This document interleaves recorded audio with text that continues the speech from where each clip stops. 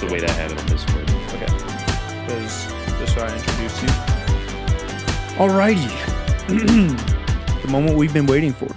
Ladies and gentlemen, welcome to episode 2 of the Brick by Brick podcast. This is a podcast where we sit down with a different member of the Green Wall, the infamous fan base of Optic Gaming, every single episode, and we get to know their story about how they fell in love with Optic Gaming, what makes Optic special to them, etc. On today's episode, we have Ethan Avenger joining us. This man is an Optic enthusiast, a collector of sorts. Ethan, you want to introduce yourself real quick? My name is Ethan Ortega, or as I will say, Ethan Avenger. It's been my gamer tag since 2009, and I'm happy to be on, man. Thank you for having me. Absolutely.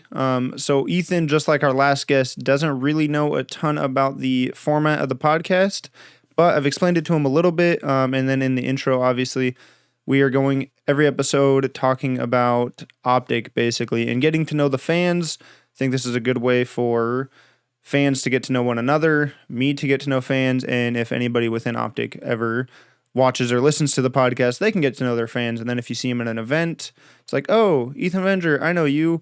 You're that guy. You had this story. You had this thing, whatever. Like, I like the idea. It's super dope. I'm trying to get an episode done every other week. So first off, you listen to the Eavesdrop, I take it. Yes. You know how the first good chunk of episodes, Hex always started every episode off with, who are you today?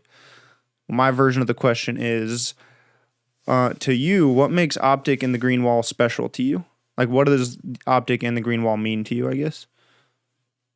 I would honestly just say the culture around it that's been built with, Hex as the leader.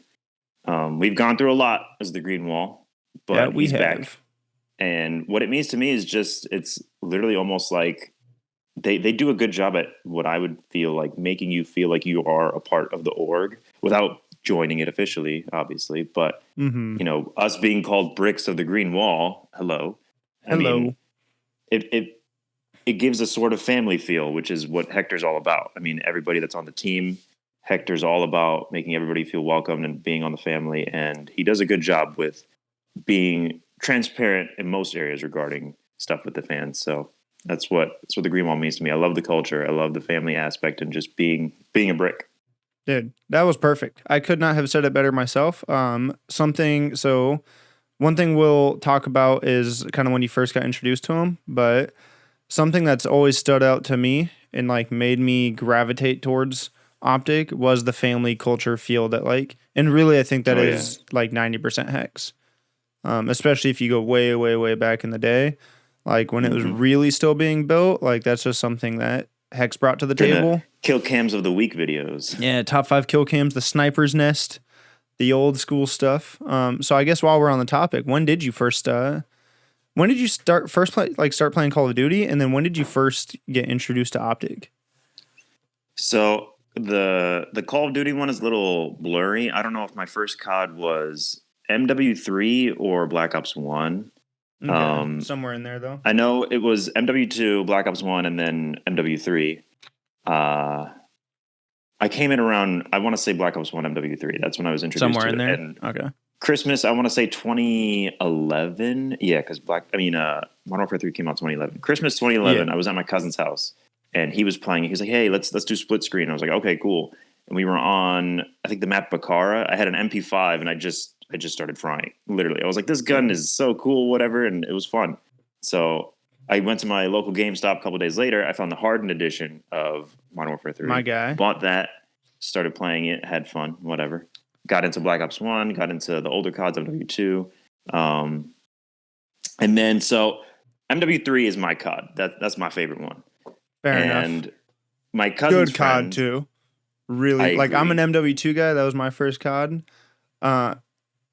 Everyone, if you know me, you know that I am the biggest MW2 stan, but something I will take to the grave, MW3 was a better Call of Duty than MW2. Was just dull in color. That was it. It was such a better game. And not even in my opinion.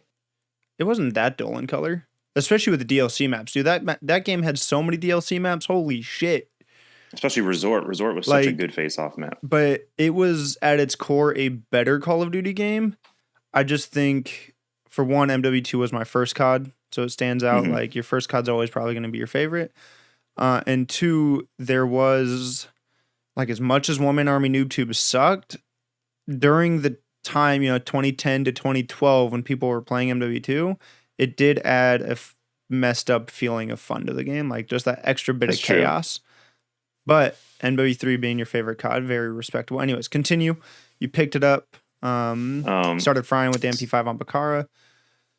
Yeah, that was at my cousin's house on Christmas. Started getting into the older CODs.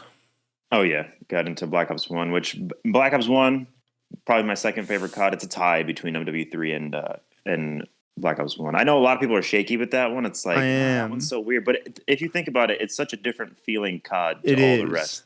Similar to like what we have with Cold War right now. I feel like Cold War feels very different than the CODs we've had the last couple of years. It's true. So I started playing MW3. Me and my cousin were going at it. We're just having fun. We're two young guns. Like I was in, I think, 8th grade at the time. I was young. Yeah, so they put you in 8th grade freshman year-ish. Yeah, so we were playing. We would just do team deathmatch domination. We played a lot of game modes. We met a lot of friends on there. And so I played with a couple of his friends. And the way that I found out about Optic, such an interesting story, in my opinion. Somebody had mentioned, I think, Nadeshot. And I was like, who the heck is that? And they were like, oh, Nadeshot is the guy who, he's in Optic. I was like, what the heck is Optic? And they were like, they're the only clan. This is when clans were still a thing. Yeah, right. They weren't a team. They weren't an org. They were a clan. They're the only clan to have 5 letters in their clan tag, and they're allowed to have it in Modern Warfare 3. So me, being the young, ignorant person that I was like, oh my gosh, like the company, Activision, whatever, lets them have 5 letters instead of 4 in their clan tag. That's nuts. So to me, it was like, oh, they're a big deal just for that. Yeah. And then they're like, yeah, don't ever try faking being an Optic, because they're like if somebody finds you, they can expose you or whatever. I was like, okay, I mean, I they weren't necessarily wrong back in the day, though. Like that is something that you just didn't do. I was that guy. I'd be the one exposing you. I'd be like, no, exactly. They didn't pick up a new player. Really an Optic? I go double check their roster. I'm like, fake. Exactly, right. So they were just like, yeah, just don't ever fake being in it. They're like the real deal. They got some of the best people on Call of Duty. I was like, okay. And then obviously they ended up winning XP that year, which by the way, I consider XP the first champs. I don't care what anybody says. Nade, Vengeance, Big T, and Merc all deserve a ring. That's all I got to say. My guy. That was actually the first tournament that I watched was champs. XP that was my first taste. I almost went to it. Wow. I was close because I was born in Anaheim, and I live in Northern California now. So it would have just been a drive down. Would have been a long drive. Yeah, you could have been there. I should have gone. That would have been dope. Yeah, that was my first taste of COD esports, even though it was shaky in format. Continue though. So that was my sort of introduction about Optic, and I heard about Nadeshot, right? And then I never really heard about it again. I never thought about it again. And then Black Ops 2 comes out. I started playing Black Ops 2, and I just wasn't, unlike most people, I wasn't into Black Ops 2 like most people. I think a lot of people kind of look at it through rose-tinted glasses. It was a great game. Mechanic-wise, map-wise, gun-wise, very good game. Esports-wise, I think is where a lot of people hold it on a pedestal. Very, very fun game. Rightfully so. And so I found out about Scump by like searching up, I guess you could say, videos or whatever about Black Ops 2. And there was a video, I don't know if it was his KSG nuclear or something like that. He went like 119 or whatever in a domination. Bro, and so Black Ops back 2, then I was Scump like, was video wise, like the kills. What was the old challenge? Like the 70 kill challenge or whatever in TD? Yeah, 70 kill challenge. Yeah. Mm-hmm. Dude was frying. Dude, well, I'm pretty sure that was didn't he start that in Black Ops 3 or was that Black Ops 2? I think it was in Black Ops 2. The 70 kill challenge. Maybe it wasn't Black Ops 2 he started. Yeah. I'm not totally sure. Because he was heavy carrying. Anyways, KSG nuclear. Oh, yeah. That's where you were. He started, well, I found out about Scump, basically, and I was like, who the heck is this kid? And so me, once again, being young and ignorant, not knowing anything about the competitive scene, not knowing that he was a part of Optic, I started watching one of his videos, and he said something. Scump literally said, like, if I don't get more than 100 kills in this sort of game mode, it's not a good game. And I'm sitting there, me being a horrible Call of Duty player in comparison to him. I'm like, this guy's a tryhard. You got to be kidding me. I subbed to him just to like watch and kind of talk smack about him. Never watched another video of his again. I kind of drifted away from Call of Duty. I've never played Ghosts. I never played AW. Only reason I had Black Ops 3 is because it came with my PS4. Never played IW. Played a little bit of MW Remastered, and then I actually like playing World War II to this day. So wow, that's basically it in regards to the old days. I found Scump, subscribed to him, and then never thought about it again, I guess you could say, until 2016. 2016, I get my PS4. It's around February. And there was a recommended video in my feed. And it was an 8-shot video. And the video was kid fakes being in phase and Optic. And so I was like, oh, snap, you don't do that. Like, from my prior knowledge, I was like, you don't do that stuff. Embedded at that point. It was Nade playing CS with Courage, and it was the guy, Hector's Indian, and the $400,000 that they won for champs. It went to the house, and Nade's just sitting there letting him talk all this mess. And so I'm watching that video, and I'm loving it. I'm like, this is hilarious, right? This guy's getting exposed. So the video ends. I'm like, okay, that was cool. And then there's another recommended video. My first ever Optic video that I watched was an Optic mailbox video. And it was the episode, I'm getting like really specific here, but it was the episode where somebody sent like a machete or a sword to Nick, and Krim had it. He's like, oh, no way, I want that. And so he's like, is this even going to cut the box? And he cuts the box in half. Everybody's like, yo, no way. And so he's like, okay. Hector's like, no more games. And then I remember Flamesword being like, thank you to whoever sent this, but we're not going to tell Nick that it was for him. And so I just remember laughing and just being like, this is so cool. And thinking to myself, are they in a house? Like, what's up? Like, they look like they're in a house, and it looks like they live there. Like, I already had the vibe of, it feels too comfortable, like, to just not, and this to have them not live there. Scuff House. This is Scuff House. It's 2016, February 2016. So I found Optic like that. And then I think that's when I found out Scump was a part of Optic. I was like, oh my gosh, this dude that I called a tryhard all those years ago. I was like, he's an Optic. Okay. Sweaty. Then, this changed my mindset regarding Scump, obviously. I was like, okay, he's an Optic. This is actually kind of cool. And I took back everything I said. I was like, I shouldn't have said all that stuff. Because then I realized, okay, he's an actual competitive player. He gets paid for this. Mm-hmm. And then I found out about Vision. I started binge watching Vision. And I think I started watching Vision when season 2, episode 2 was out. I think around that time. But I just loved. It's almost like I felt like I was a part of Optic almost. Yeah. Just watching Vision from episode 1 keep going. Sell that family fan connection like culture better than any other org. I think 100 Thieves does a really good job of that too. But I want to know what that looks like without Nadeshot spending all those years on Optic. Like, could they have done that without that part of it? Like, that's true. Yeah, and I did miss the 60-50 days, but I didn't get to experience that like a lot of people. But I went back to a lot of those videos, and the dumping the bucket of water on Flamesword. Oh my god. Those videos are hilarious. The paintball prank on Formal and Nick, that was hilarious. Dude, no, their prank days, Mike went hard with the pranks. Oh, yeah. Yeah. See, some funny videos. Not like the opposite, but like Vision, which phenomenal, one of the best esports documentary series of all time. Like, nothing, you can't say too many good things about Vision. It's just that good. I have not seen every Vision episode. I've not watched them in sequence.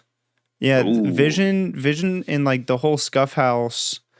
I'd say I was consuming content heavily for the first year of the Scuff House, and then I slowly started to trickle off just because life gets busy. Like, you start running out of time, like all that sort of stuff. So there's actually a lot of Scuff House stuff that I haven't seen. I think I've seen most of the smooth competitions. So I guess I have seen a good amount, but like Vision, I've seen all the important episodes, like Crossroads, like all the big ones. Yeah. But there's a lot of references, and I think the other thing too with Vision is they went from 10 to 15 minutes to hour-long videos. Like, once they started picking up Gears and Halo and CS:GO, like I think I've seen a good amount of the Call of Duty segments. Like I'd click on them, I'd skip to Call of Duty, watch that part, and then stop. Which I think I lose a lot of context on the other esports. And like I'd watch the Halo ones because I do like all those Halo guys. But yeah, I guess you could say the context that you were missing was just everybody's extra content that they were putting out for their own personal channels, like Hector's vlogs, Hitch's vlogs. Yeah. I mean, some of the COD players would like vlog I would too. watch from time to time, but like I just didn't have the time anymore to like watch all of it. And this is like something that I don't know, kind of makes me sad because like I know there's a lot of good memories in there that I missed out on. But at the same time, like I got introduced into Optic sometime early 2010. Like MW2 was my first COD. I picked that up like in January 2010, and very shortly after got introduced to Optic, and it was like an instant. I don't remember the exact like first video I watched, but it was right when my friends were like teaching me about sniping and quick scoping, and then obviously Optic was like their primary source of content back in the day. So I just became obsessed. I was like, okay, I got to become a good sniper. I got to be the best. So I watched almost every Optic video, I would say, from whenever I get introduced, sometime early 2010, all the way through pretty much all of 6050. And then, like I said, probably about like the first year of the Scuff House, I was watching like everyone, and not just like the ones on the Nation channel. Like I was watching the individual channels. Like I was watching Nadeshot and Scump and Big T's daily videos, Hex's daily vlogs, like Hitch. A good amount of Hitch too. The first time I got introduced to Hitch was when he was on the Sticks Live with Kingdom Soldier and Smiting Fatty. That was my first introduction to Hitch, was that podcast or that show, whatever you want to call it. So, yeah. And then in more recent years, I feel like where Optic has started to pick up what I think is the bulk of their fan base now was like when I started to not have time to watch them as much anymore. So I feel like they got a big explosion in fan base right around like Advanced Warfare, Black Ops 3, like somewhere in those few years is where they really started to take off. And people are like, oh yeah, you remember this? And I'm like, kinda. Most dominant AW team for sure. Oh, for sure. I still fear the Formals Bal. Oh man. Like, yeah. You sexy man. That's right. Matthias. But I do like that even though you got introduced to Optic, I mean, at different times, like you got introduced early on with Scump and then reintroduced.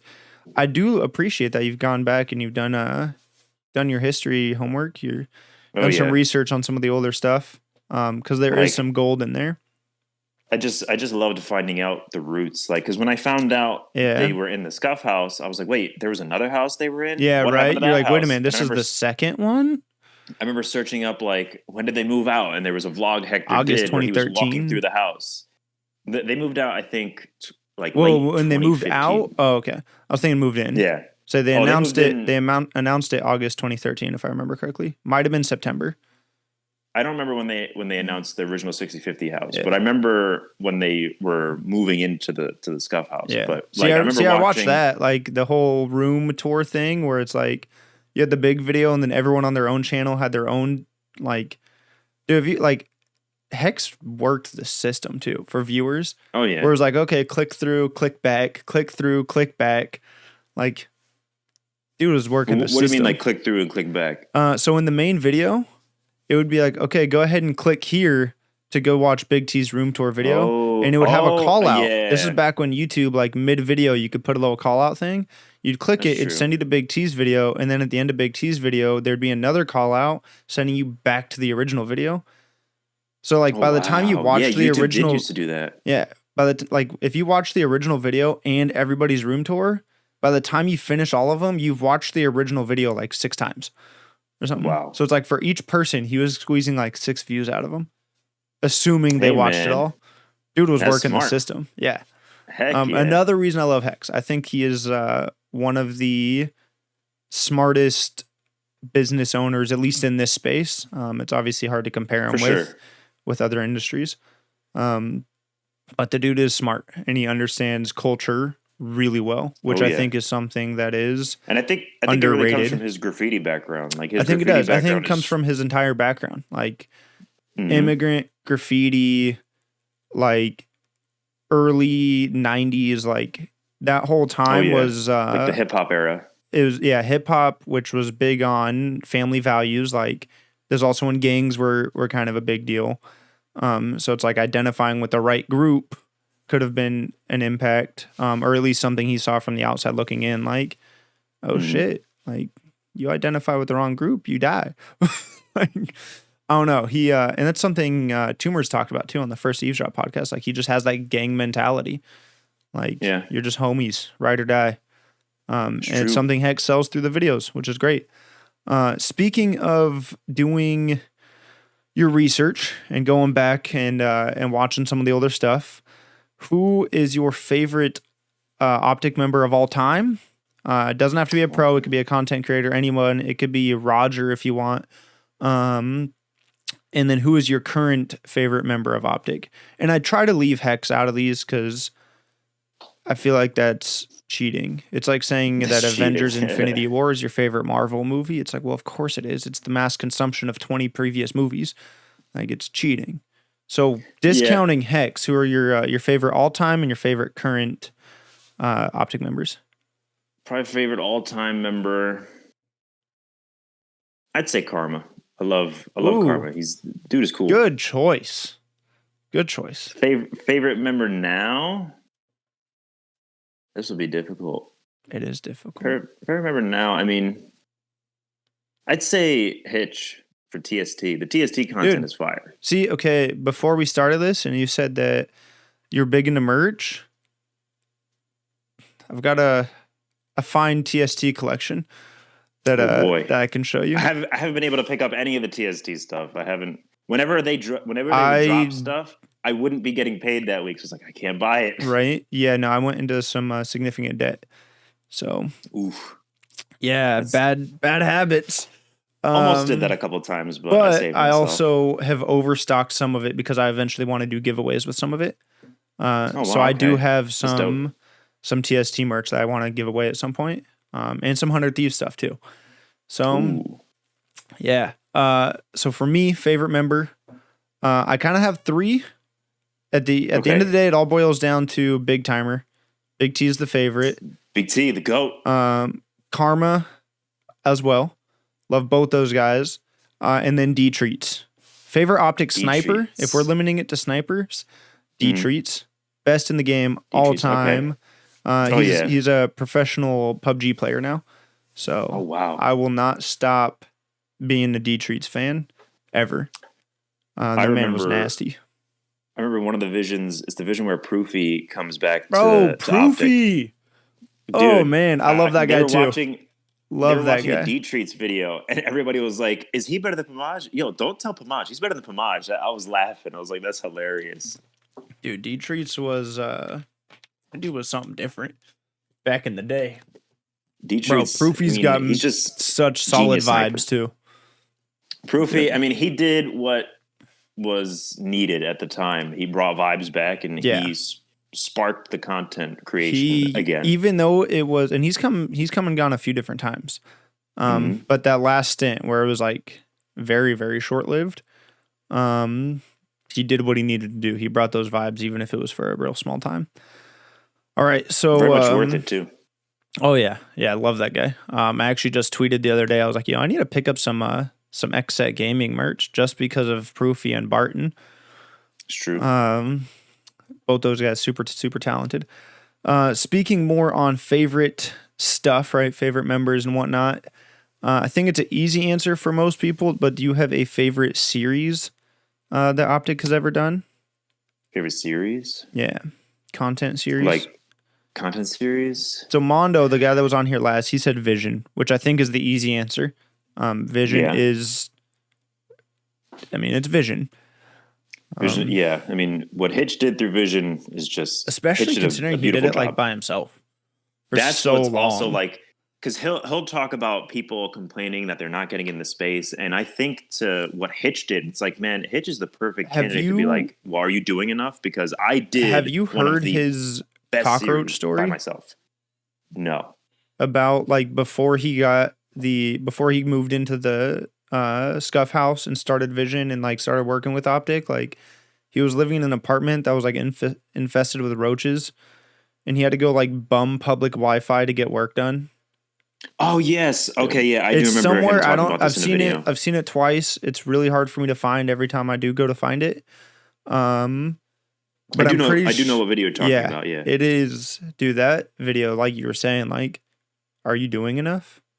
This man was doing everything. The most, by himself. Yeah, I think people don't realize that.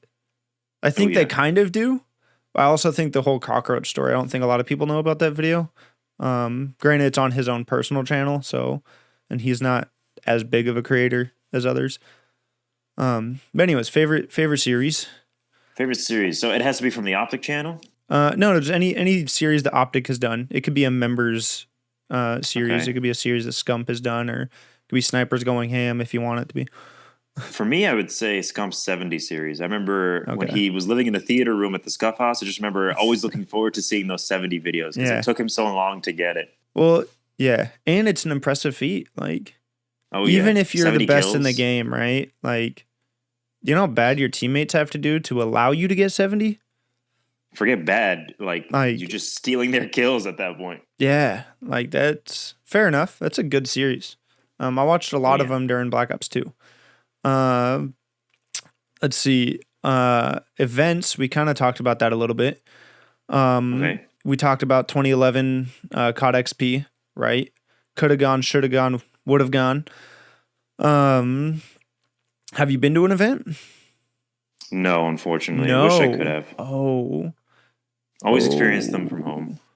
One day we're going to get you to an event. If this podcast blows up big enough, I'll pay for you to go to an event. But I got to have income coming in from the podcast and a decent amount. Events are nuts. No worries, man. I've been to 3, was planning on going to 4. The 4th one would have been the Huntsman opener, but COVID obviously ruined all of that. So I've been to Anaheim twice, first in 2013. I did not return until 2019. And then I went to Champs 2019 as well, at the last Champs. So one of my favorite moments for sure was cemented at Champs with the picture with like everybody at the end of Champs. That's a great moment. But if you haven't been to an event, if you could choose one event to go to, what would it be? Past event, obviously future event. I think the Optic opener.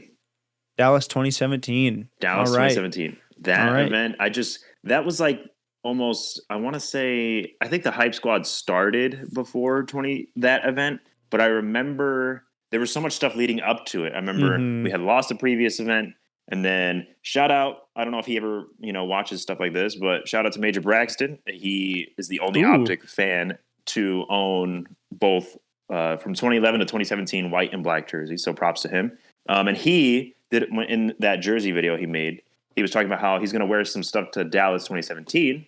And he was also on the Optic podcast. And that event was just, that Vision episode was also dope. I think that episode was called Hype. And it was such a dope event. And it had such good music in it too. It was so well done. I feel like the Dallas events have historically always been huge events. And I think the only one to rival it, I think most people would probably agree, Anaheim events. Events are, there's a different, now granted I haven't been to a Dallas event, so I can't speak like too truthfully on it, but I feel like Anaheim events have a different vibe to them than any other event. And that could just be a Southern California vibe. Like there is something about Southern California that, it's sunny, like the weather's perfect, like it's during the summer, so it's pretty warm out. Like there is something, you're right next to Disneyland. Like it's literally like 10 minutes away. walking. Wow. Yeah, the convention center is literally across the street from Disneyland. So like, I think there's just kind of that energy and atmosphere. And I'm sure Dallas has its own version of that. I think every major city has its own version of that. If they ever did an event in New York, like I'm sure there would be. Oh yeah, that'd be cool. I think if I went to an event in New York, if they ever did one, I would want it to be in the colder months. New York in the snow just seems like it. I guess I'm used to it because I live right near New York. So okay. I'm in Jersey, so it's like kind of like whenever. Yeah, whenever so I'm you in get the city, same like, weather for the most part. I've always wanted to go to New York. I tell everyone I could probably live there. With that level of like hectic craziness, I think I could do it. For how long, I don't know. But it'd be fun for somebody who's new to New York, because like you could take them to all the sites. I we can see this, we can see that. I'm a city kid at the end of the day. Like I don't live in the city now, but that level of energy and like chaos and I actually watched a video, non esports related, but it was like, why does every creator move to LA or New York? It was like, because in order to make it in that city, you have to be on your grind. So you meet a ton of people that are on their grind. I'm like, you know what? That's actually something I never thought about. And like, I think it does play a big role. Okay, so where were we? We were talking about events, favorite event, right? If you could go to one, like, Dallas was Dallas 2017. It would have been 2017 Dallas. I mean, an event that always stands out to me, even though we lost that event, is the event where the Vision episode was titled 29. And the way that I remember it is the way Hector said they just ran out of gas. They needed one more map. Yeah, and they just ran out of gas. I remember that. And it's like that is something that's happened throughout Optic's history. Despite the Dynasty roster, as much as it pains me to say it, Optic has, outside of that roster, been a third place team a lot. It's true. They spent most of the placing. I say they spent most of Black Ops 2 in third place. Granted, complexity was Farico and complexity both were disgusting. Excuse me. Another event that I would 100% like to go to is any event across the pond over in London, dude. Those events, those ESWC. Seem like there's something I think that has to be said about national culture difference between America and Europeans. Like Europeans have, like they have like national chants and stuff that just like they all partake. Like there's just a different, like, dude, you can hear it. I feel like Anaheim and Champs get really loud, but like the London events are fucking loud. Like, I think the first time I ever experienced like a crowd getting that hype for Optic was the ESWC in 2016, when the whole crowd was going Optic, Optic, Optic, and it's one of Scump's famous clips when he just goes off. Yeah, and he's like he had Cerberus or whatever, and he's just killing everyone that's sliding. Yeah. He was shooting bodies. It was funny, man. Yeah, I love when Scump gets hyped. It doesn't happen as much now. One of my favorites is Champs, Call of Duty Ghost Champs 2014, right? Yeah, 2014 in the booths with the Astro Flak Jackets. That's probably one of my favorite Scump hype moments. That was like, who's the best in the game? Like, well, that was Anaheim actually when he said that. Yeah, that was Anaheim. But the Champs one is like, it's like him just legit screaming. Yeah. Yep. Such a good moment. And Ghost, I think, is pretty underrated. During the year that it was out, I think a lot of us didn't like it. It was a little too different. But looking back, I really miss Ghost S&D. So, to quote Scump, right? Ghost was a bad boots on the ground game, and it was still better than every game with jetpacks. That's what he said in one of the Optic podcasts. So that says a lot, because S&D was good. It was a bad boots on the ground game, and I think a big part of why we didn't like it, and I've been rose tinted glasses romanticizing Ghost for the last like 6 months. Like, damn, like we really didn't like that game. Like we were picky ass kids, but it came to my realization, because I'm a big CTF guy. That's my favorite respawn game mode of all time. I hate Control. Domination is fun, but it's like too slow to watch, and at the pro level can be too slow to play if you get the right spawn lockdown. I think one of the flaws in Ghost was domination instead of hardpoint. Blitz instead of CTF, it wasn't great, but I'd still take Blitz over Control, because like at the end of the day, it's the same map rotation as CTF for the most part. But domination instead of hardpoint, I think, was the downfall. Yeah. I don't know how hardpoint would have played. There are some pretty good blitz clips. There are some good blitz clips. I just don't like control. Control to me is like if you win that first wave of kills, or even the second wave, like you can lock down that spawn trap. And some of the maps favor defense pretty heavily in that situation. Mm-hmm.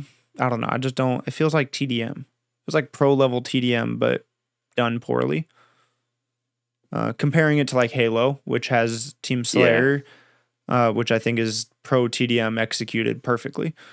Like because the power weapons and everything forces you to like actually rotate the map. Mm-hmm. I agree, yeah. All right, so what else do we got here? We have we've talked about events, we've talked about members, series, stuff like that. Do you have? I guess we kind of talked on it, but it wasn't like a direct question. Do you have a favorite moment in Optic history of yours? Favorite moment? I guess it would definitely be winning champs in 2017 because I was watching that live on YouTube. That was, and what a way to win it too. Oh yeah, dude. That was a sweet one. Like, soon as they won, soon as the 2017 champs jersey got announced, I was like, insta-buy.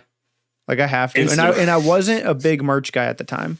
I think up to that point, I had a Syndicate Gold Riot Lion t-shirt. Oh, wow. From back in the day. Still have that. I previously had the Green Wall shirt. When we were talking about that before this started. I had a house fire in 2014, so that's where that shirt went. Oh man, that shirt burned up, but that's okay. But I had that shirt, I had the Syndicate shirt, and like maybe like one or two other pieces of merch. Like I wasn't big into merch at the time, but that 2017 jersey, the champs white. I didn't know about that jersey until 2019. Oh, you want to know something funny? Go for it. I have 3 of them. Okay, you have them. That's what's good. I was gonna get a little cocky with mine. I think I'm missing. My goal is to get that jersey signed by the team that won it. Yeah, and I think Scump's the only one I'm missing. Or is it formal? No, I have formals. Yeah, so I have formal, Karma, Crim, and Hex. I'm missing Scumps. Yeah, that one's hard to find, man. Scump's a hard guy to slow down at events. I guess on a mission. I can't blame you. And I tried to get him at the last champs, but with the way they went out, they weren't really wanting to talk to. I think that's where I got formals actually. I think I got I got formals at the last champs. Even though his team did not perform very well.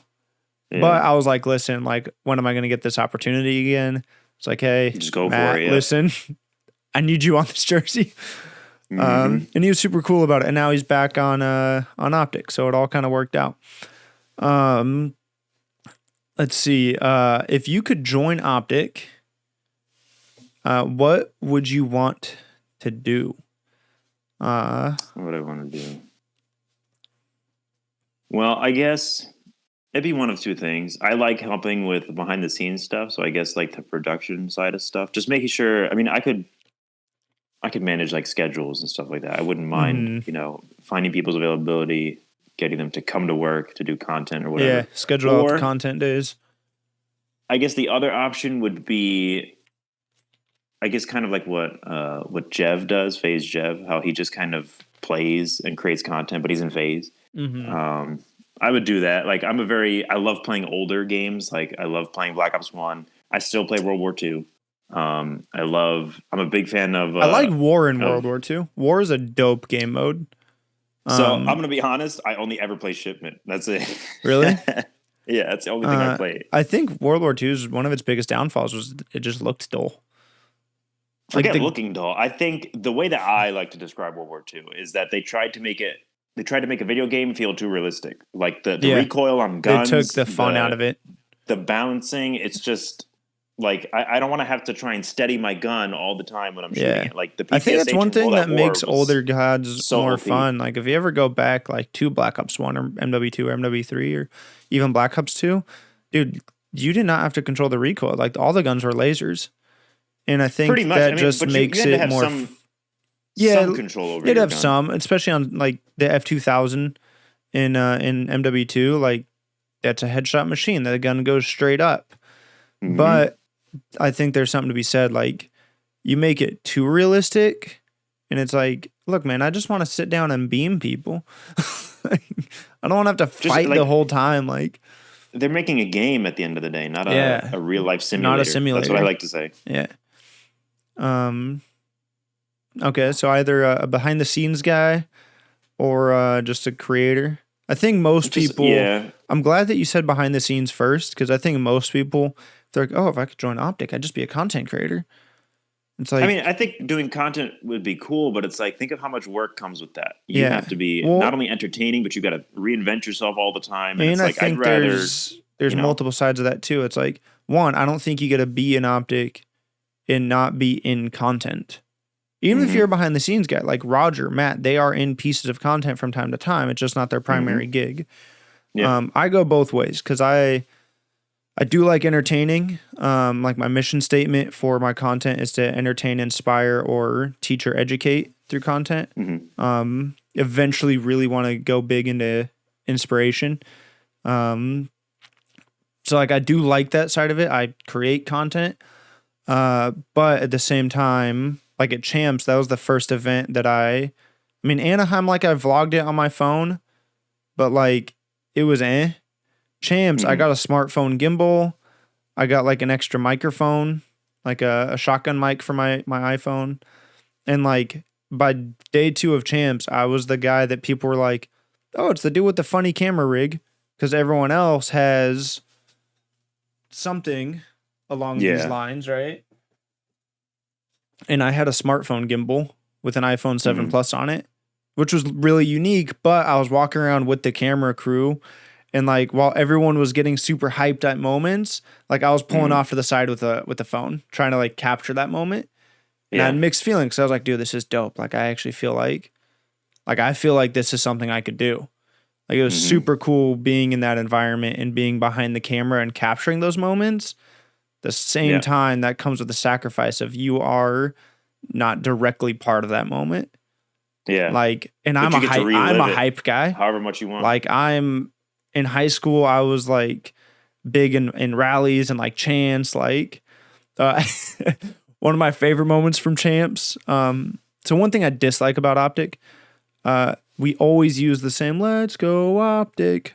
Yeah, it's true. It's a very overused chant. There's many, many others that you could use that I feel like are being underutilized. And it was an Optic E United match at Champs.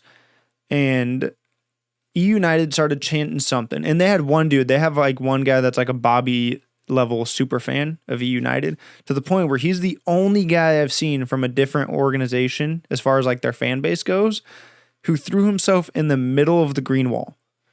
Yeah, this dude's in his E United gear, down on the floor, and it's like, look, when Optic's playing, no offense to other teams, but like Optic owns the floor space.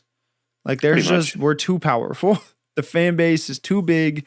It's too passionate. The wall is too high. The wall is too, yeah.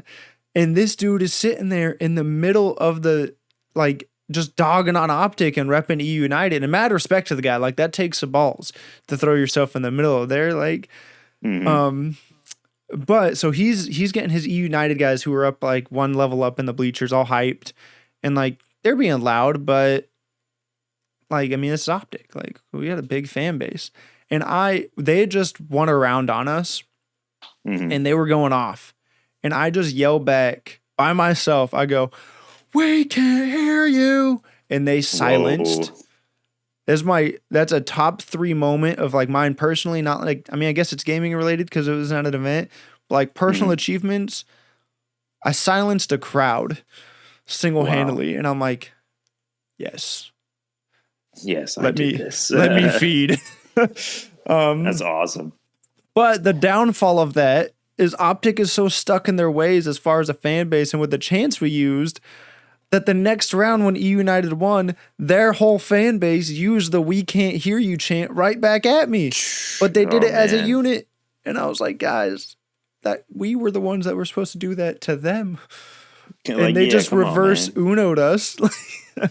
Basically, but it was a dope moment. It was super cool. And that, like I said, that was my first experience Like I love being part of that hype green wall directly.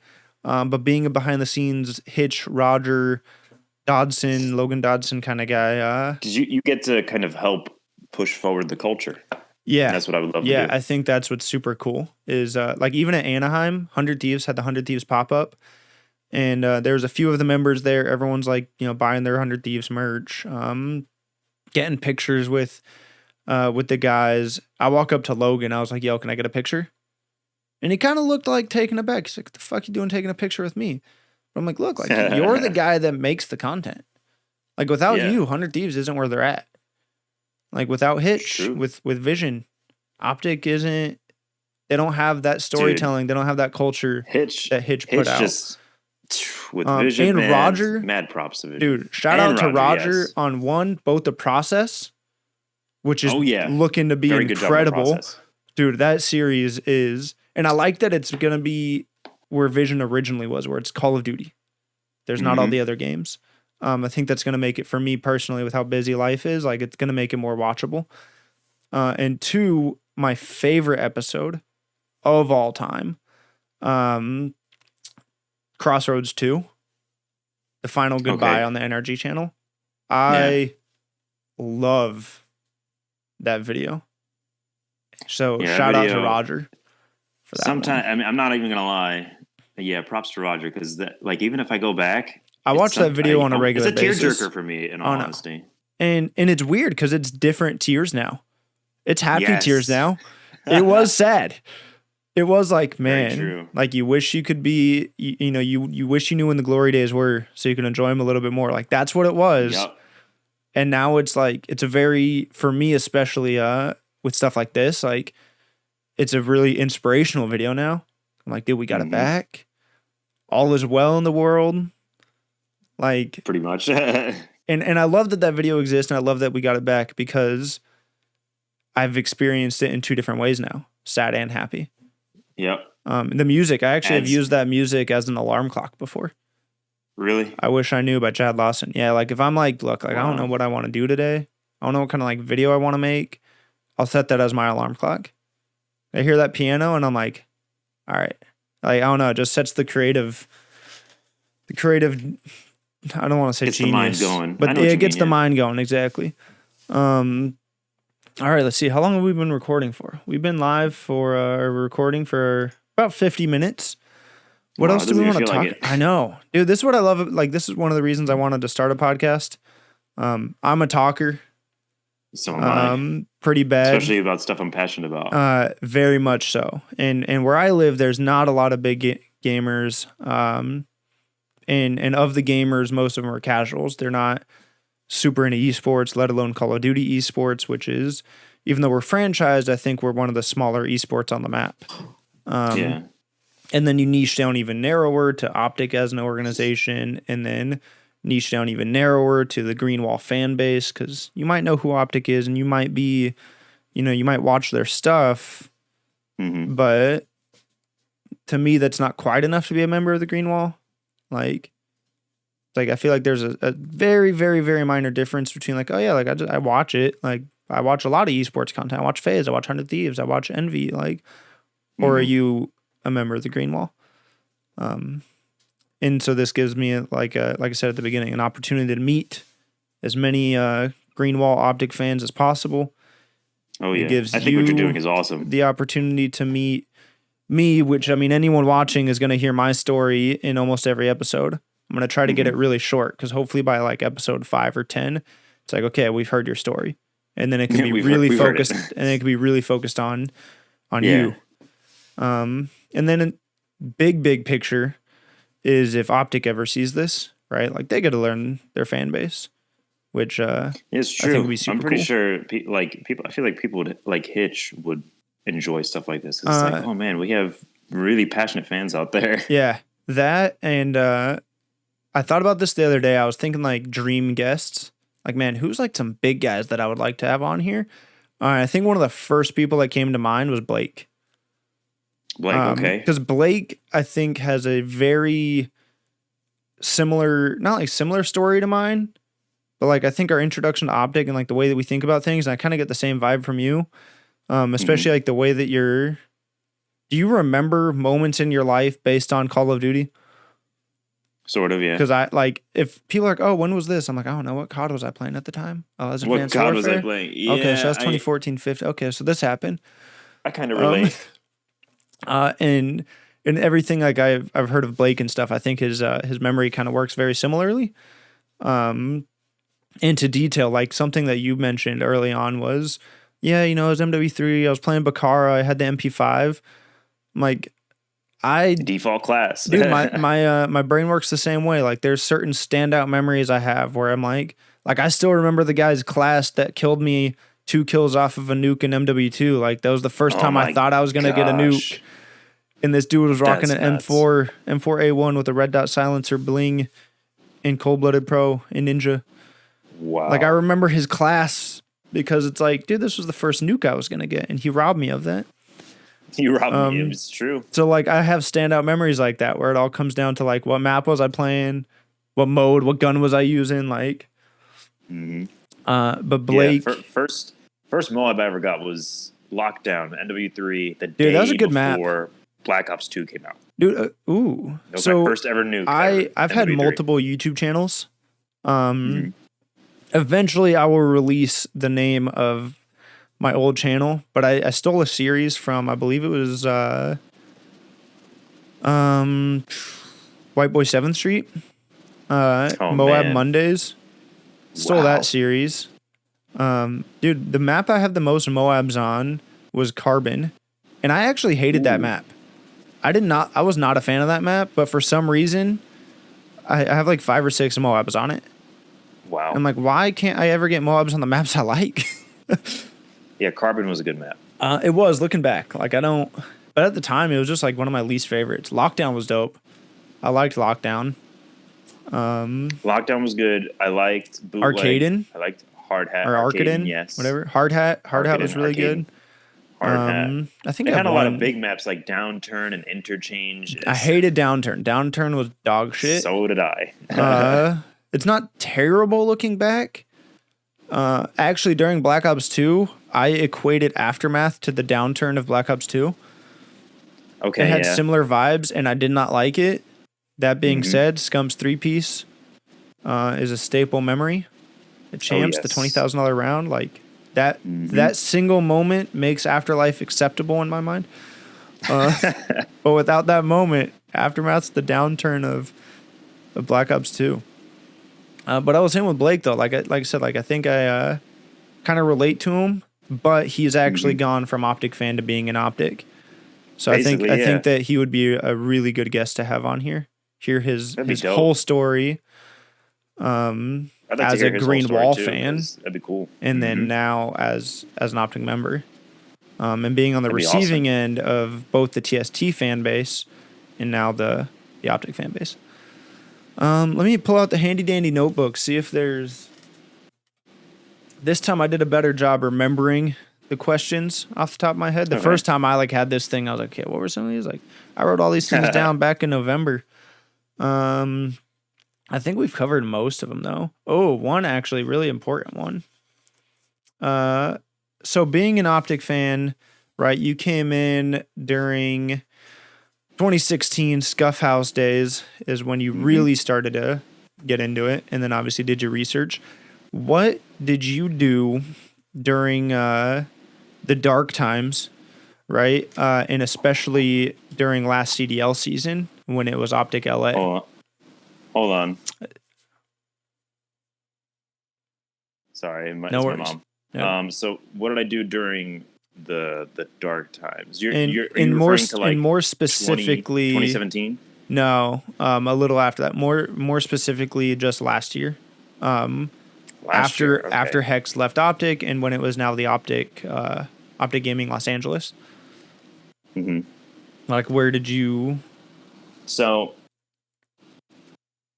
it's strange for me. It's going to have a follow-up question too. I just thought of. I was really going back to like older videos just to kind of relive. I did kind of what Hitch did during the Immortals, not the Immortals, the Infinite phase, where he would watch older videos to relive those times, and I did that a lot because it hurt. How do you feel about that as far as like, do you feel like that's unhealthy to go? Because like Hitch said when he was on the podcast where he was like, it was when Hex was saying like everything moving forward is bonus, right? Like we got Optic back. That was the goal. Everything else is just bonus. And Hitch was like, well, what do we do next? Because like he spent so long reminiscing on the old times and he felt like it was really unhealthy. And now he can finally look forward to what he's going to do next. Like, do you also feel like it was? I mean, maybe for Hitch it's probably different because he was in Optic. And he was a big part of it too.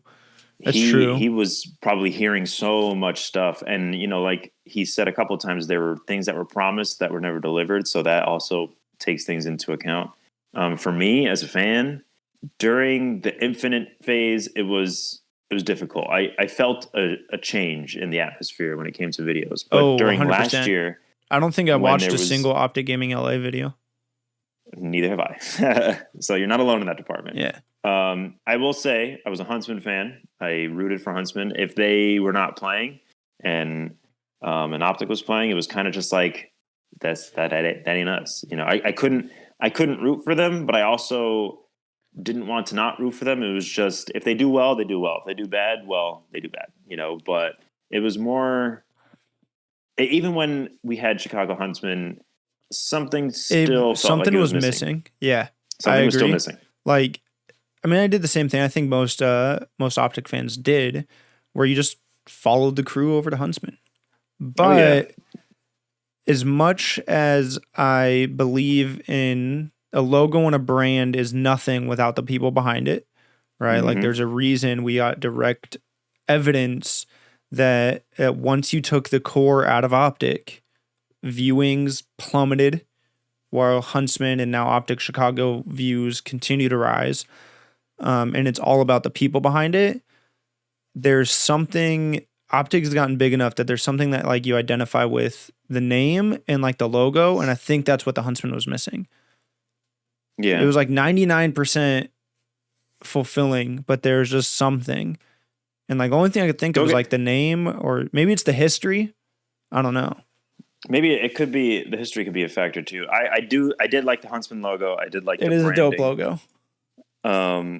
It's just I don't want to be that person who's like it wasn't Optic. Like I don't want to say that. It's just there was probably it was the history. It was the longevity of it. And even though the history was still there because you had a lot of the same people, like I don't know. I'm sure anyone listening and anyone that's got the same mindset understands what we're trying to say.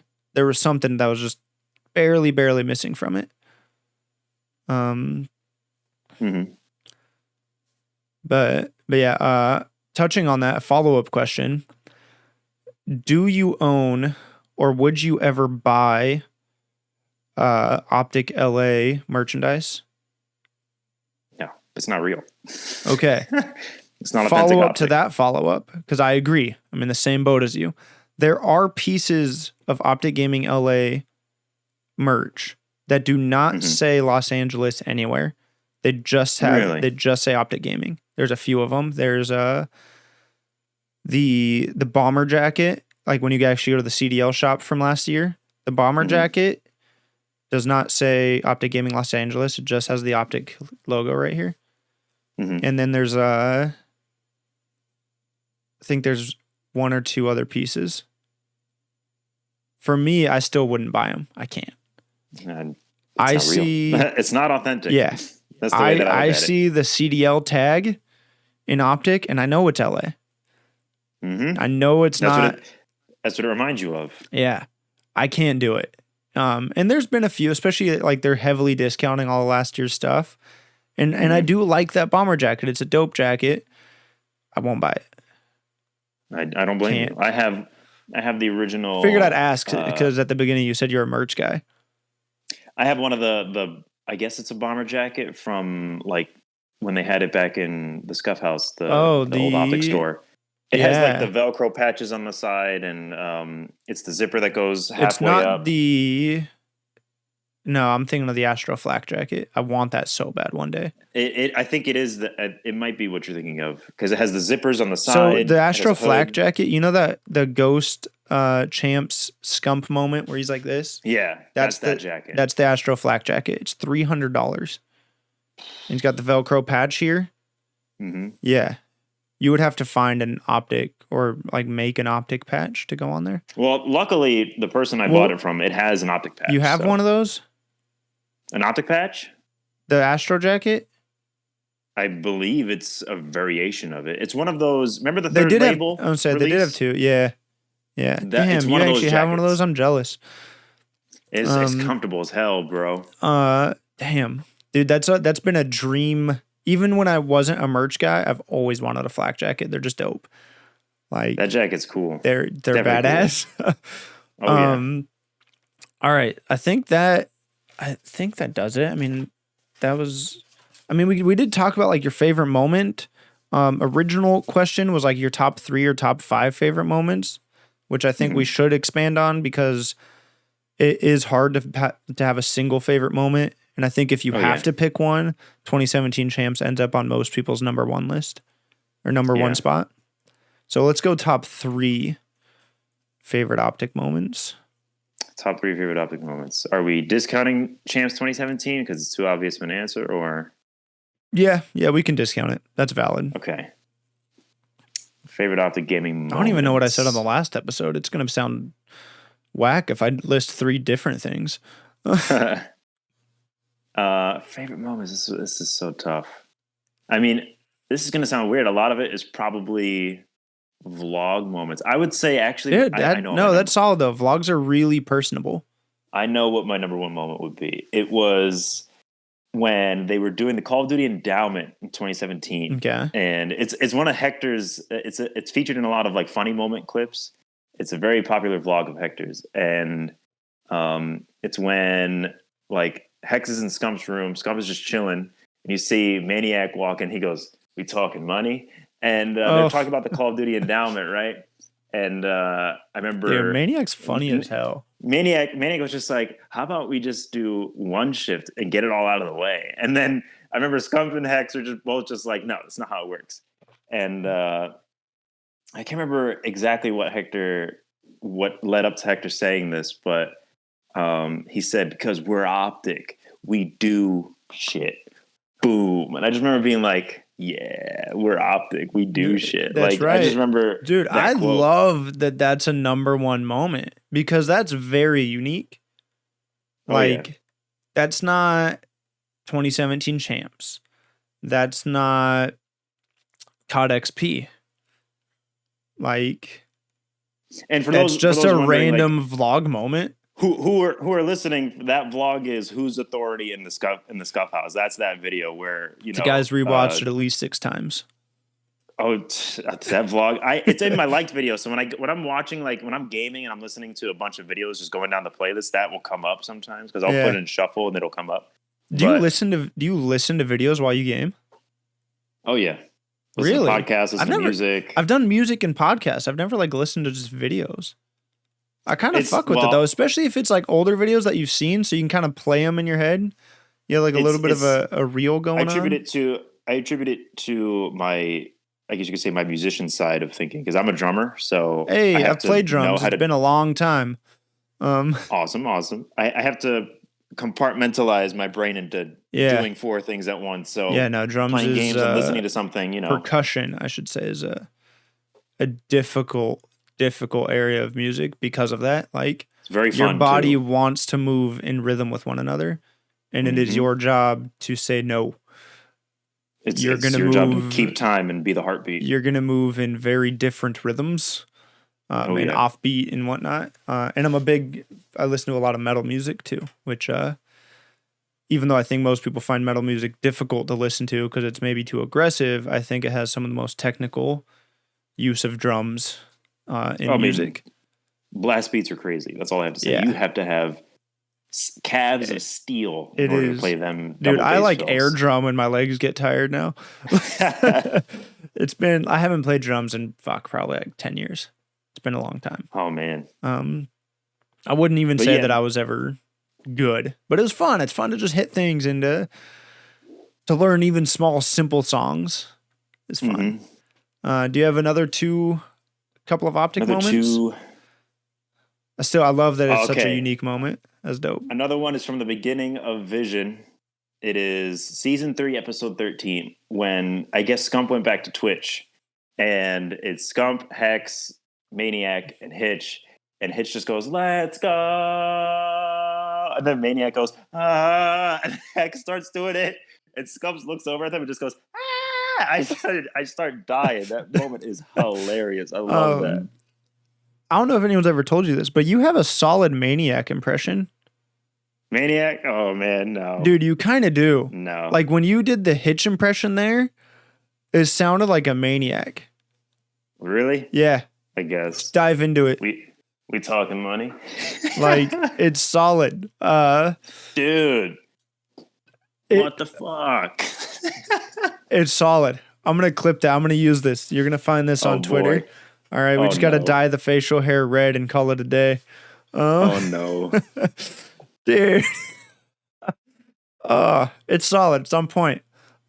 Speaking of random moments, dude, one of my favorite moments in Optic history, I wouldn't necessarily say it's like a top 3 Optic moment. It's definitely a top 3 big timer moment. This is from one of Nadeshot's. I know, you know the deal, right?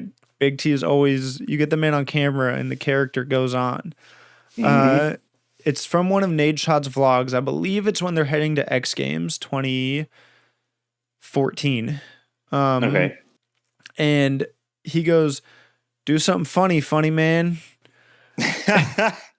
And Big T's like, he's like, "Dude, no, like, get that thing out of my face. Like, I'm not just going to do something funny for your vlog." And then right after that, like moments later, he goes, "You know, that's pretty much the life I signed up for. You know, cameras in my face, paparazzi, money, fame, bitches." Like, I love Big T, dude, man. It's hilarious. I love that moment. I actually just rewatched it the other night. I was watching a bunch of old, I was specifically looking for old Ghosts videos, but like tournament videos. Okay. And somehow I stumbled across that one. That moment for a Big T moment is one of my favorites. I have to think like what my number 3 would be. Those first 2 are definitely my top 2. 3 is always a hard one because I feel like 1 and 2 it's like you know it, and 3 you have to make a decision because you're gonna have 5 different things pop up, and you're like, I can't throw any of them out. Yeah, it's like there's too many good ones to choose. Like, oh man, probably, and this one gets me thinking, right? Because I'm going to name different ones than I did on the first show. I the way that I would probably say this one is somebody was playing a game, and it's a clip. It's in maybe, I don't know if it's a funny moment or whatever, but it just gets you thinking of how life was in the house. Like when I would be hanging out with my friends in 2016 and 2017, like there would be times like we'd be on late night drives or about to go home, and I would be thinking like, I wonder who's creating content right now. I wonder who's asleep. I wonder who's making a video or whatever. Like I would think about that because I'd be hanging out with my friends and they're essentially chilling with their friends. Yeah, that's how my brain works. My brain, I think I've consumed enough content at this time over the last 10, 11 years that I look at the world through, oh, this could be content. That could be content. Why aren't you recording? Why aren't you doing this? Like, I just view the world that way. I think my number 3 moment, and this is going to be super obscure, but it was a clip of somebody playing a Call of Duty game, and on the mic you hear Scump. I think he had hit a clip or something, and he was like, "Nick, watch this clip," and like it just makes you think like, oh, like Nick was in Scump's room. I wonder if he was talking to somebody or whatever the case may be. Like it brings you into that kind of family mindset. Like, yo, come watch this clip. Like somebody's watching him play. Immersive, I guess. Yep. Like it's hard because like, I don't know, it's something movies obviously do. Like movies' job is to immerse you into that atmosphere in that world. But for a short moment, like you're being brought into that room with Scump almost of like, hey, come watch this clip. And then especially if in the video, if he plays the clip, it's like for that, 2-minute window, you are in that room with him almost. If not that one, it would be when Syndicate arrived at the Optic house. One of the other times that he knocks on the window. Which time? Scump's in the kitchen, and Scump looks up like, who the heck is knocking at the door? And he sees Syndicate. He's like that would probably be my number 3 I love Syndicate. Had the pleasure of meeting him very briefly at Anaheim 2013. Met a lot of guys actually at that event. Okay. Yeah, he's Syndicate's a good guy, despite the bad rap he gets for the whole CS:GO thing. I don't even see when that was happening. I didn't even think of it. I didn't think of it either. Like it crossed my radar, but like I didn't think it was that bad. It could have been me just being like younger and ignorant of the situation. Yeah. But like I've got a buddy that's like, yo, Syndicate, he did this shit, and I'm like, listen, Syndicate's cool. Dude's a cool guy, man. He's one of the most genuine people that I know of in the space. And Proofy's up there too. Proofy's incredibly genuine. I'm gonna name 3 different moments from what I did the first time. Maybe I'll use this segment as a way for me to just nail tons of moments throughout all the different episodes. So we'll use the Big T moment. Now that we're on the subject of thinking of moments as in the way that you did yours, which is like parts of videos, which is super unique again. That one of my favorite series / moments is like the entire original Optic Minecraft hunting Optic series with Syndicate. Oh boy, those are some great videos. That series, dude, I used to binge that like crazy. Love that whole series. There's too many moments within it to name. But they're, oh man, so good. I agree. I've gone back and watched it a couple of times just for fun. Yeah, I've watched it all the way through twice, and then a couple of key episodes I've watched like 3-4 times. Wow. A third moment, I want to throw it back to Big T. I have 3 favorite Big T moments. I named one of them. The other 2 are, I got a 2-piece. I got a 3-piece. Oh my gosh. That moment, and something I actually do say on occasion, they won an S&D. This is back on Black Ops 2, also on Slums. It's like, we're going to the motherfucking movies, baby. Oh boy. Big T was good with stuff like that. Yeah, I'm totally down to go to Roost Chris tomorrow. Yeah, the shot heard around the world, or the shot seen around the world. Also on Slums, dude. Why does Big T have so many moments on Slums? So you know where Double D is in Slums? Dumpsters? Yes. Yeah, yes, so it was there, and then there was like, so okay, if here's the map, right? Picture the big ass square. If here's like P2, and then Dumpsters is up here, and then you got like the brick wall over on this side. Like if you're going up this street and you wrap around there to where the bricks are, there's like the car right in the corner. Yeah. There's like S&D, a guy camped in that corner. It was like a 1v1, and Big T saw him go in there. Big T jumps off the stairs from Double D, turns, and just misses like every bullet and gets, yeah. I don't remember that. The video is called The Shot Seen Around the World, but he turns, jumps, I gotta watch it. Pre-aims, misses like every bullet. and the guys just roast him. It wasn't even roasting. It was just like laughing, like, bro, how the That's funny. You got that. Dude, you got the classic Matt Hex Nade moment where he wakes Nade up. Hex waking up Nade shot. Dude, yeah, that's funny. Classic moment. He just wakes up. You got the Humpty dance. That whole segment, Scump and Nade dancing. That's one of my all-time favorite 60-50 moments. That's a top 5 60-50 moment for sure. Yeah, it's a I mean, a lot of people use that as a clip. Iconic. Someone tweeted it the other day, actually. It was just like different iconic moments, and it was like Scump hugging Nade, right? Mm-hmm. Very iconic. I think who you're thinking of is Kevy. Also, shout out to Kevy. Yes, it was Kevy. Dude, Kevy is the man. I love Kevy, man. Is, dude. There's guys like that, like Kevy, True Edits, Revitalize. Dude, Revitalize. So I did an Optic tribute video after the last champs. Wow. And my only goal on this video was to have Revitalize like it, and he did. Shout out. That guy changed. I was thinking about this the other day. I was showing my buddy Tony some of the old Revitalize videos, like the Rise of Optic stuff, right? When he was using Interstellar music, which is by far one of the best soundtracks of modern times. I was showing him those old videos, and I was like, dude, I think without Revitalize, there is no Vision. Like, Revitalize was doing Vision by himself without even being the camera guy. He was just using clips that existed, but he executed it so well. It's true. Like, speaking of music, there's speaking of music, there is an Optic Vision playlist. I don't know if you found out about that. Yes. That playlist was also made by me. Was it? Yes. Dude, I went through Ocean Beats channel. I went through Ocean Beats. Yo, who was the guy? I was trying to think of the name the other day. Who's the guy that Hitch used to use his music all the time? He was only on SoundCloud for a while. Monica. Thank you. Monica. Yes. I hit Monica up because I think it's season 2. I don't remember the name of the episode, but season 2, the title of the episode is Boot Camp. The beginning song. Yes. I messaged Monica on Instagram. I was like, dude, this is your song. What is the name of it? And he was like, oh, that's an old one. I don't even remember the name of it. I was like, you've got to be kidding me. Dude, Monica. I was trying to think, like, it hasn't been so in the front of my head that, like, I'm going to go find on SoundCloud because I have it somewhere in my liked tracks. Mm-hmm. But most of Monica's stuff from Vision is in that playlist. Yeah. But for like a week, I've been like, fuck, dude, who's that guy that Hitch used to always use?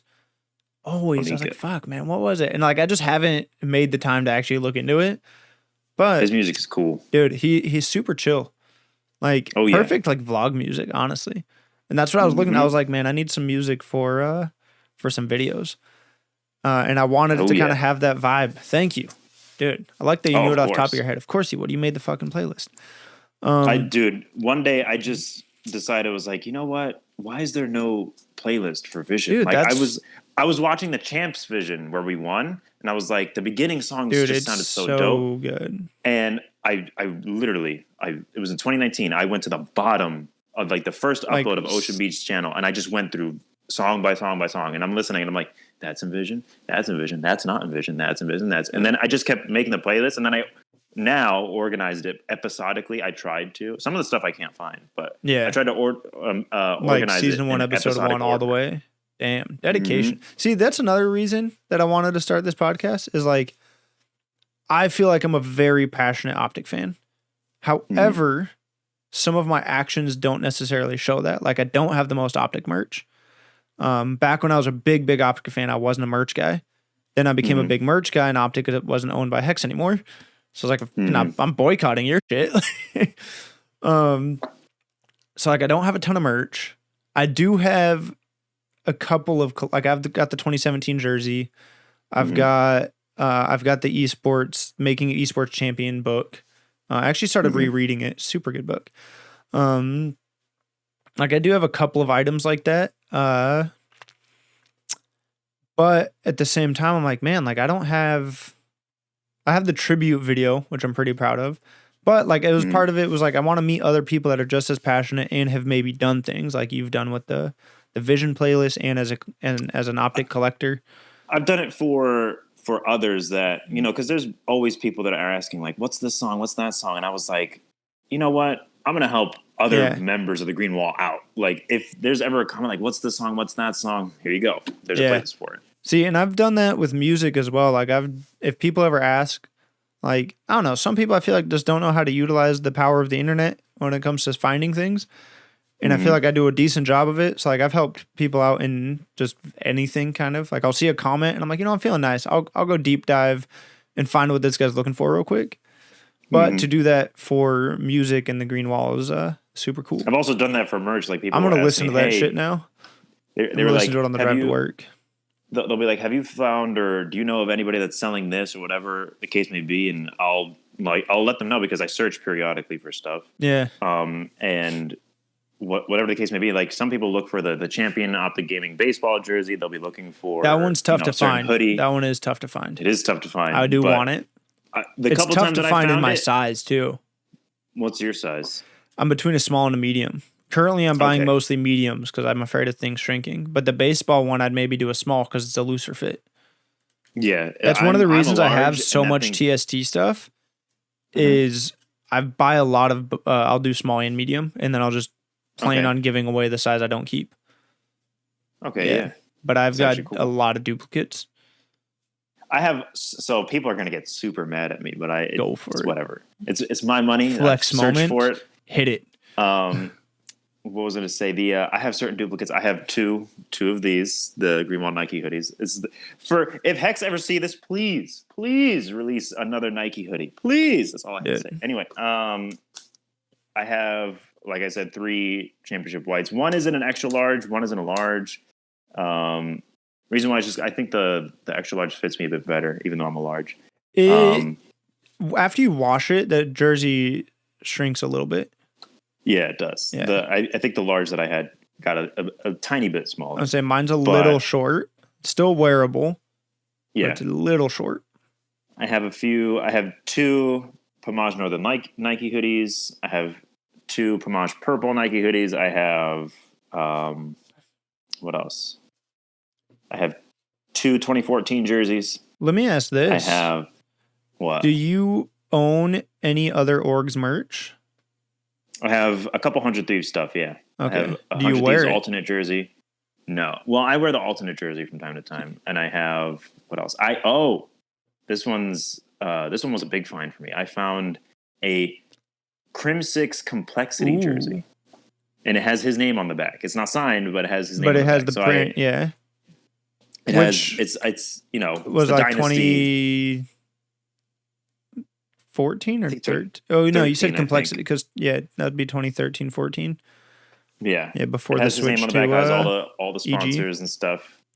And so that's pretty dope. I found that the person who was selling that was selling a white Optic banner, the 2014 Optic banner. Dude, that's one thing I wish I had. He was like, I want an Optic I'll cut you flag. a deal. I'll give you this with that. I was like, take okay. I'll tip you too. It was. I've been blessed. That's what I'll say. I've been blessed to come into the stuff that I've and it's found tough to find because it's not like Jordans, right? Where these are mass consumed and flipped and sold items. It's a very small space. Oh yeah. So finding people that own it is hard, and then finding people that are selling it is even harder. That's where I've run into like the most difficulty. The hardest things to find, and it's the things people want and the it's most. The older stuff too is even harder because there was less quantity back then. Oh yeah, the jerseys are what people want the most, and they are the hardest to find. I have only ever found nobody sells their jerseys. Funny enough, I found more 2017 championship whites than I have other jerseys. Like I've only ever seen one 2015 jersey, which I bought. I've only ever seen one 2016 jersey, which I bought. I found maybe 2 or 3. If you go on eBay, there's a lot of 2017s that have sold. Yes, there are. Yeah, that is true. See, I'm weird, and I think you're maybe weird too when it comes to merch. Like, I own almost exclusively Optic merch and TST merch. I have a few individual merch. Like I have a big T-shirt, a Capper shirt. I have a Syndicate shirt. I've got some Rich and Lonely and like Rich and Lonely Scump stuff. I have a 100 Thieves jersey from Anaheim 2019. Okay. Yeah. Is it the white jersey? Yeah, it's the white one. Okay. So I've got that. I've got the 2020 short sleeve white one. Okay, that one's cool. I like that one. I've never worn it. I think I tried it on once, but like it still has the tag and everything. I just, when it comes down to it, like if I'm gonna go reach for a piece of gaming merch to wear, I'm grabbing Optic. Yeah. To the point where, I mean, I have the TST Umbro jersey as well, the pink jersey, which is super comfy. Like the quality of that thing is insane. I'd imagine. I've worn it once. Those hoodies do look comfortable. No, jersey. Oh, jersey. Yeah. The hoodies, the TST tie-dye hoodie is one of the most comfortable hoodies I own, and it's really lightweight, which is nice. Wow. As far as like heavy hoodies I own, the Huntsman Founders, that's a solid. I didn't get a chance to get that one. Ooh. That one is good, like heavy, and then I've got a Rich and Lonely Scump one that is very similar and heavy. The Optic Founders. Do you have the Optic Founders, the new Optic Founders stuff? Yeah, I have a hoodie and a shirt. So it's the same. The Huntsman hoodie is the same quality as that hoodie. It's the same. Okay. Same. I have. company. I just haven't opened it. Okay. Took me a while to open it. I was waiting for all of mine to come in so I could do a haul video. I've recently started doing esports streetwear hauls because I've been buying a lot of it. All right. I think that does it. Is there anything else that you want to talk about or that you want to say or anything at all? And at the very end of this, I do kind of like a Hot Ones thing too, to give you a moment to shout out kind of what you're working on and stuff. So, okay, no, I guess the last thing I'd say is, very, very blessed and happy to have been on this podcast, and shout out to the Green Wall. Dude, best fan base ever. On that, that's all I gotta say. Super happy to have you. Thank you for reaching out. I was struggling to get someone. I'm trying to go every other week just to give me the most amount of time to find someone, schedule it, edit it, and whatnot. Eventually, I want to go to weekly episodes. But I had a few people that like want to be on, but we couldn't get the schedule down. So I started panicking, and that's when I went into Discords, and I was like, fuck it, I'm going to hit up the Hype Squad. Like, I don't want to do this, but like, I'm going to do it. And you were the only person that reached out. So thank you. Otherwise, we would not have had an episode for this Sunday. Gotta help out other bricks do their thing, man. No, I definitely appreciate it. I hope that as this grows, more people will want to be a part of it. Like, for me, I mean, I know this is like my baby when it comes to content. I really like the idea, but I hope other people will also like it, and it'll get a few more eyes. I think this is great. Eyes and ears on it, and then more people will be more willing to. I think it'll help once there's a few episodes out and people can listen to it and be like, oh, like I want to be a part of that. And I think it'll be super cool too if, by episode 100 to be like, yeah, I was episode number 2. Like, I got it. I got in early. I was there. And I'll revisit probably. I'm sure I'll have some repeat guests down the road as well. So again, thank you. If that would be an option, I'd be blessed. Thank you for reaching out and being a part of it. Now continue with your role with last comments from you. Shout out to the Green Wall. Shout out to my homies, Matt Prophetical Vega. I think that's his name. I get his gamer tag wrong all the time. I think it's Prophetical. That's might be what By the way, we will throw links to everyone in the description below. So anyone you're shouting out, I'll drop their link. I'll have your links below as well. Chris Respect, GLO, Matt Prophetical Vega, and that's about it. That's all I can really think of. And then shout out to my my 2 boys who are also going to start off their own podcast called The Gunches. Shout out to them. They don't have it up yet, but coming soon. It'll start soon. Coming soon to an audio platform near you. All right. Yeah, that's it. Lastly, is there anything that you're working on? You said that you do music. Do you create content at all? Do you stream?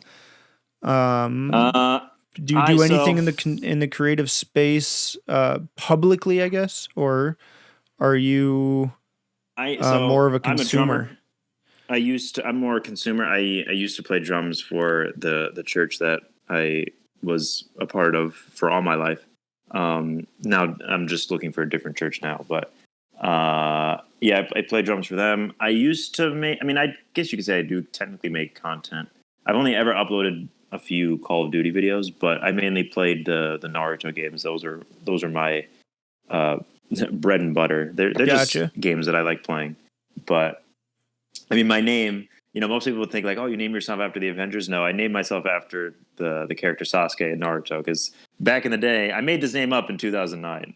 Back in the day, Sasuke called himself like an Avenger, and he wanted to avenge the Uchiha clan. So that's where I came up with it. Gotcha. See, I like that. I like when, because the assumption is obviously Marvel, but I like when people's names go deeper than that.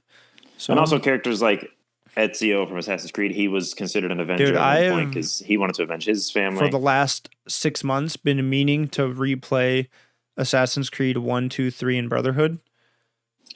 And I just haven't gotten around to it. Call of Duty consumes my time like none other. Those games are fun. But dude, I've been wanting to. Have you played Odyssey? No. Odyssey's dope. I haven't played a new Assassin's Creed since Revelations. I fell off when with Assassin's Creed 4 Black Flag. To me, that was a pirate game, not an Assassin's Creed game. And at the time, that's not what I wanted. I wanted to be an assassin, not a pirate. I know that's for a lot of people one of their favorite Assassin's Creed games. But I tried to get back into it in Origins, and I couldn't.